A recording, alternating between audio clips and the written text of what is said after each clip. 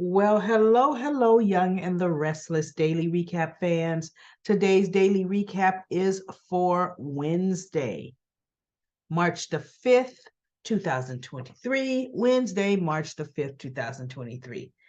Uh, you know, this today's episode was more of a aftermath episode, after the family goes home, what happens? The only thing that really wasn't aftermath was Elena and Nate. They went to society after they left the GCAC, and well, not the only thing. And Elena is trying to figure out, her brain is clicking, what could cause this? She goes, Phyllis deserves us to find answers for what happened to her. So she's picking up her phone, she's searching the internet, and Nate's like right now? She goes, yeah. Even though realistically he knew, how are we gonna find out in that? We don't have no, the blood toxicology, none of that, right? But Elena's just wheels are turning. That's the more active doctor in her, right? So then they're talking and about going home and what they were thinking of doing with each other. But Elena still, her mind was still thinking. And then somehow she says, it was really nice working together with you, Nate. And he goes, yeah, that was nice. He said, a part of me is always going to have that doctor in me. He says, but I'm on a new path. And he goes, I thought you supported that. And she goes, no, I do. I support, your path. I'm just saying, for me, I just really loved it when we practice medicine together, but whatever. So then Nate's like, it's getting late. Let's go home. And Elena says, you know what? I'm going to stay here for a minute, just a little while longer, not a minute. She goes, a little while longer. Why don't you go ahead and go home and I'll walk home? Because she goes, I'll walk. He goes, well, I'll walk with you. He goes, no, you go home. And I'm thinking, well, I hope they both must have walked because yeah, Nate does live downtown in that area because remember, he could walk to Newman. He could walk to work. He just asked for a parking space in case he chose not to walk to work, right? So she says, no, I'll walk. And so he goes, okay. And I'm thinking, well, I hope you walking home, Nate, because I hope you're not going to take the car just because she says she'll walk. You walk and say, honey, here's the car keys. I'm going to walk. Okay, I feel better that way. But if you both walk, I still don't know that I would have let her walk by herself because last I heard, Genoa City still has a crime rate. And did you see the dress she's in? No. No, sweetie. You're not walking on the streets at night, probably after midnight in that. No. But yeah, okay, kissed her on her. They both gave each other a kiss and he walked. And I thought, man, whatever happened to chivalry? You know? And so then now she's looking up, trying to see if she could find JT. Well, if it was that easy to find JT with a simple search, Elena, Audra would have found him 2 weeks ago when she first thought of the scheme, right? But that's just telling you how she's thinking, really thinking of, yeah, JT, to get Nate away from, I don't know, Newman. I think this is going to backfire on Elena. For now, I think her going along with Audra, I knew it was going to backfire because Audra's already laying a trap for Elena to take any of the negative repercussions behind it. Because like she told Tucker, oh, I've got a plan for that. Oh, okay, Audra. So then we have Billy is sitting in crimson light, with a just dazed look on his face. And Chelsea comes down to get herself some tea. Even though, you know what, I don't care if I live upstairs from a coffee house. We're talking tea. Before I pay for tea downstairs, I'm making myself some free tea because I bought it from the store. But, per volume, I'm going to save that $5 that I'm gonna pay for that 1 cup and make my own tea at home, right? Because I bought the whole box for $5. And so Billy, she sees him, she goes, Billy, have you been down here the entire time since I left? And I'm thinking, Chelsea, he's wearing the same tux, exact same, sitting in the exact same seat when you left, right? And he goes, I don't know. Yeah, I guess so. And she's like, what is going on? What's wrong? And she's going to, is it the kiss? Is it? And he goes, no, it has nothing to do with you. And then in my mind, I'm thinking, well, Billy, why didn't you just tell her right off? Don't let her start guessing everything in the book. And he finally says, I just got a phone call. Phyllis is dead. And she was like, wait, what? And he goes, I can't believe it. And so and then they were talking because Chelsea says, well, you did love her at one point, you know? And he goes, yes, I did.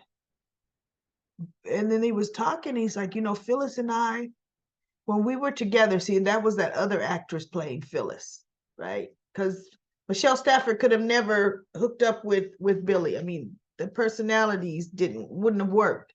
But the other actress, her version of Phyllis worked with hooking up with Billy, right? And so he said, we brought out the worst in each other. We just did, because remember, Billy ends up sleeping with Summer to get back at Phyllis. I mean, it got messy. Well, Summer was messy too, trying to seduce her own mother's man, right? It was the other Summer, Hunter. What was her name? Hunter King. So anyway, she talked to him about it, and he talked to her about it, and he goes, I was worse than or less than the gum on the bottom of her shoe for years, but we then have since worked out more of a coexistence. I still would. The world is not going to be the same without her in it, And so they just talked and they left it at that. Now, Daniel, no, let's go to Summer. Summer, Kyle had her upstairs and he came downstairs, and Jack and Diane and Ashley was talking to Jack and Diane, and Ashley wasn't going to go off on them or anything because, of the news. And Kyle comes downstairs, and Ashley was just making, because Jack is talking about Stark. I know this has everything to do with Stark. And how could Phyllis marry someone like that? A criminal. And so Ashley says, it's understandable, Jackie. How you react to the news of someone marrying someone that just they should not be marrying, or was a criminal or something, whatever Ashley said. And so then Diane looks at her and says, oh, and there it is, so much for truth to so much for sensitivity. And so she just looks, and Jack looks at Ashley, and Ashley turns, and she's like, let me say to y'all, she walks away, right? And so Kyle was standing there. And so Diane, how's Summer, Kyle? How's she doing? He goes, she's just staring she's just sitting there staring at Harrison, not saying anything. And so she goes, oh, poor girl. And Summer comes downstairs. And Jack is like, Summer.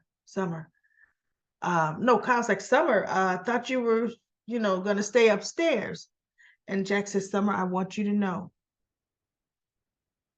we are here to support you. And we're not gonna rest until we find out what happened to Phyllis.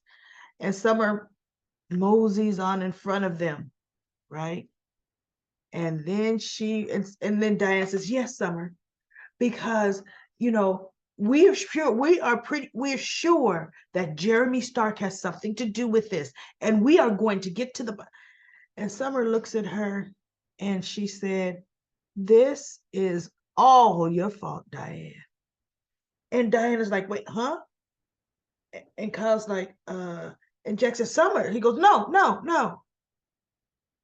After what I overheard you tell my mother tonight in that hotel room, right? As you were attacking her. And Diane's like, those were just words said in the heat of the anger. I never meant any of that. I never meant it. And so then Summer went on, and then she goes, no, you know what? My mother said you were dangerous. You are happy she's gone. And so she goes, tell me. No, she goes, tell me, Diane, when you heard that my mother died, how did that make you feel? And Jack's like, Summer, listen. He goes, no, I'm talking to Diane. And Jack's like, oh, yikes. Okay, you know. Kyle's like, let's go back. No, I am not going back upstairs, because he goes, she's upset. She doesn't mean it. She goes, I do too mean every word I'm saying. For the first time in a long time, I'm saying the truth. You have come in here. She, just like my mother said, you've come in here. You've taken her life. Look at you. You know, she said you are just a piece, a piece of it, right? And so she goes, Summer, and she says, and now I see you too. I see you too for who you are. And so Kyle's like, Summer, come on, no, Harrison needs you. And Summer's like breaking down, and she's got her head in his chest, and he goes, let me take you upstairs. Harrison needs you, and I need you too. So let's go upstairs. And so she goes up, she moseys, she kind of breaks down halfway there. He helps her, get up the stairs. And Diane is like, poor girl. But then, of course, Diane's got to make it about Diane now. And Jack, I have to know, do you blame me too? I need to know your true thoughts. And I'm thinking, see, Diane, whatever happened to Phyllis collapsing, Jack already knows. I mean, the only thing they don't know is what happened before the fight started. But what they do know is, I'm telling you, I didn't see any glasses where anybody offered anybody a drink. And let's be real, this was Phyllis's room, not Diane's room. Diane would not have come into Phyllis's room offering her something to eat or drink, right? That whole part was a little messy. After that, Diane washed herself up and met Kyle and Jack downstairs. She would have had to have found Phyllis? Had poison on her lipstick and kissed Phyllis and poisoned her that way? I mean, there was just, how did Phyllis get poisoned? Diane did not have access like that. Jack knows from that point on, Diane was with her every step of the way. So Jack knows Diane did not do this. He knows that, right? So of course, if every being in me, I know, I believe you, yada, yada. So now we have Danny called Lily and let her know that Daniel was not doing well. And if she could come by, just as his friend, And so she beelined right over there. She was headed into society. She turned right around and went over there. So when Daniel came out of the shower, he's like, Dad, you don't have to babysit me. I can. And he saw it was Lily. And he looked at her and he went over and she hugged him. He hugged her. And she's, I'm so sorry, Daniel, blah, blah, blah. And so they had Lily was doing the honest talk, She goes, I know exactly how you feel.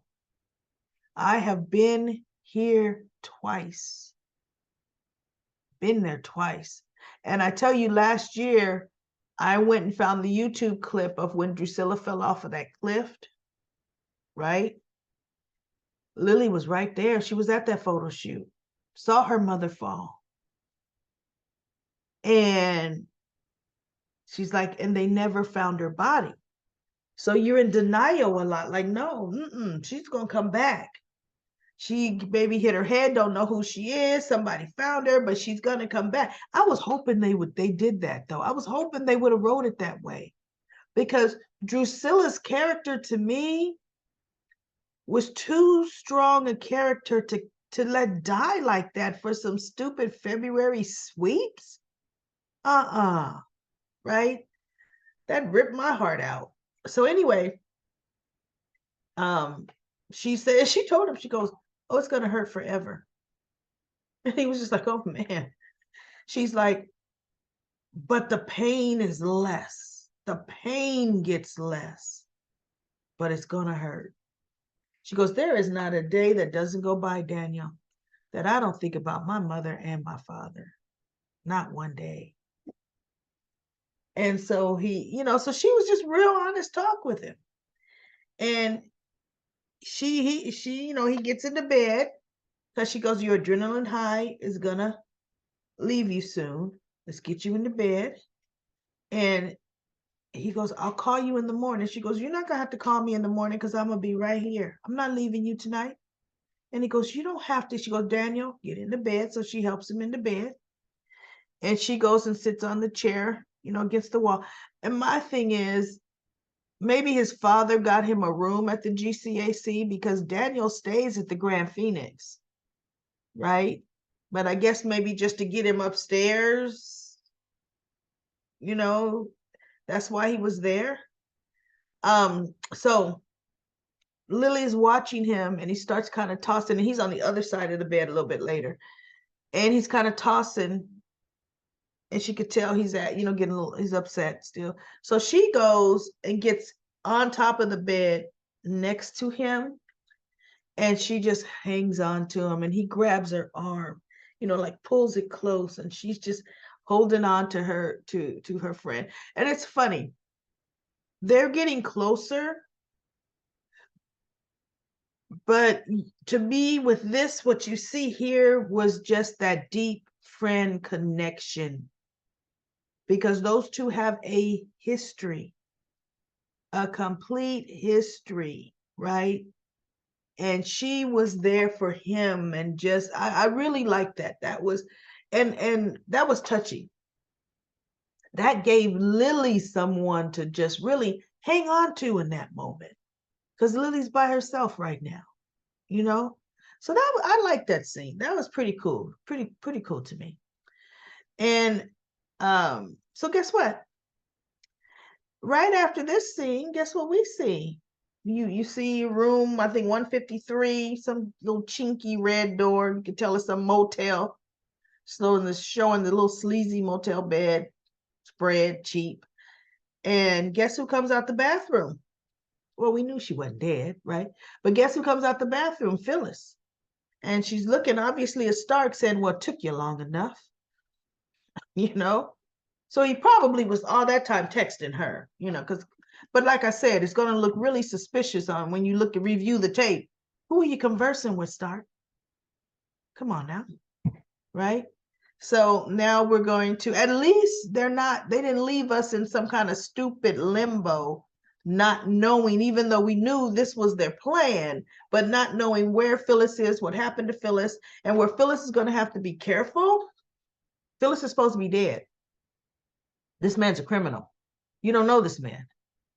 And then he may want to do something now because he promised you your family wouldn't be in danger. But guess what? Maybe he wants to kick it up a notch. Phyllis, what you gonna do? What you gonna do about it?